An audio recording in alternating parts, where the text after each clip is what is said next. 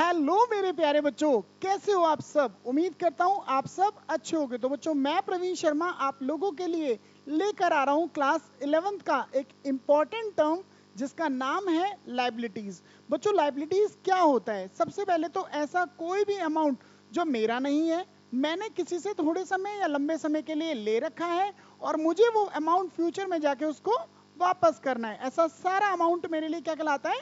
Liabilities. तो चलिए एक बार स्लाइड से पढ़ते हैं।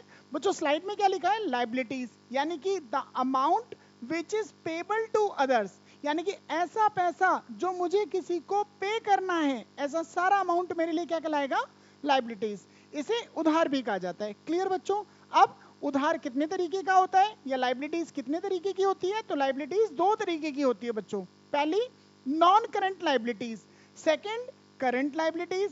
अब नॉन करंट लायबिलिटीज को हम लॉन्ग टर्म लायबिलिटीज भी कहते हैं और करंट लायबिलिटी को हम शॉर्ट टर्म लायबिलिटीज भी कहते हैं। बच्चों, अब अगर ये दो तरीके की लायबिलिटी हैं तो मुझे आपको बताना पड़ेगा वन बाय वन कि दोनों लायबिलिटीज क्या होती हैं। तो नॉन करंट लायबिलिटी का मतलब होता है ऐसा उधार जो कि मैं 12 महीने के बाद सेटल करता हूं। लेट्स से मैंने कोई घर लेने के लिए लोन लिया बैंक से, ठीक है, जो कि मैंने 15 साल के लिए लिया।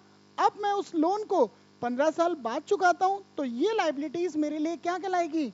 नॉन करंट लायबिलिटीज, जिसे कि लॉन्ग टर्म लायबिलिटीज भी कहा जाता है, यानी कि इसे सेटल कर दिया जाता है आफ्टर 12 मंथ। तो 12 महीने के बाद अगर किसी भी उधार को आप चुका रहे हो तो वो लायबिलिटीज आपके लिए क्या कहलाएगी? Non current liabilities. होप आपको समझ में आया होगा।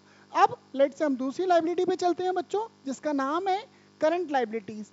करंट लायबिलिटीज को हम शॉर्ट टर्म लायबिलिटीज के नाम से भी जानते हैं और ये लायबिलिटीज क्या होता है कि 12 महीने के अंदर सेटल कर दी जाती है। लेट्स से मैं एक एग्जांपल लेता हूं कि मैंने पंकज सर से लेट्स से 10,000 रुपए का एक लोन लिया। अब वो लोन मैंने उन्हें 3 महीने के अंदर वापस भी कर दिया। तो ऐसा उधार जो कि 12 महीने के अंदर सेटल कर दिया जाता है क्या कहलाता है? Current liabilities. होप आपको समझ में आया होगा। तो चलिए बच्चों, एक लायबिलिटी और होती है हमारी जिसका नाम होता है कंटिंजेंट लायबिलिटी। बच्चों, कंटिंजेंट लायबिलिटी क्या होती है? ऐसी लायबिलिटी जिसका होना ना होना फ्यूचर पे डिपेंड करता है। ऐसी सारी की सारी लायबिलिटीज हमारे लिए क्या कहलाएगी? Contingent liability. अब आप पूछेंगे बच्चों, सर ऐसी कौन सी लायबिलिटी होती है? तो बच्चों, इसको भी हम एक एग्जांपल से समझते हैं। लेट्स से मेरा एक रेस्टोरेंट है, ठीक है। अब उस रेस्टोरेंट में मान लो मेरे शेफ के साथ कोई दुर्घटना हो जाती है, कोई एक्सीडेंट हो जाता है ना। लेट से मेरे रेस्टोरेंट में आग लग जाती है, जिस आग में मेरा वो वर्कर जलकर डेथ कर जाता है। तो आप बताओ, इसके बाद मेरी रेस्पॉन्सिबिलिटी बनती है ना उसको संभालने की, उसकी फैमिली को संभालने की। तो लेट से मैंने बोला कि अंकल आंटी आप परेशान ना हो, मैं आपको कंपनसेट कर दूंगा कुछ, ठीक है। तो लेट से मेरी तरफ से डिसाइड हुआ एक 10 लाख का अमाउंट। अब आप बताओ बच्चों, उस घर की तो जान चली गई, तो आप बताओ क्या 10 लाख काफी रहेगा? नहीं। तो मैंने कहा लेट से उसकी फैमिली डिमांड करती है 25 लाख। क्लियर? अब आप बताओ क्या हम दोनों के बीच में सेटलमेंट हो पाएगा? क्योंकि मैं 10 देने के लिए तैयार हूं और सामने वाली पार्टी 25 लाख मांगने को तैयार है। क्या हम दोनों के बीच में सेटलमेंट होगा? तो आप कहेंगे नहीं। तो बच्चों बताओ, जब सेटलमेंट दो पार्टी के बीच में नहीं होता तो मामला कहां जाता है? मामला जाता है पुलिस में।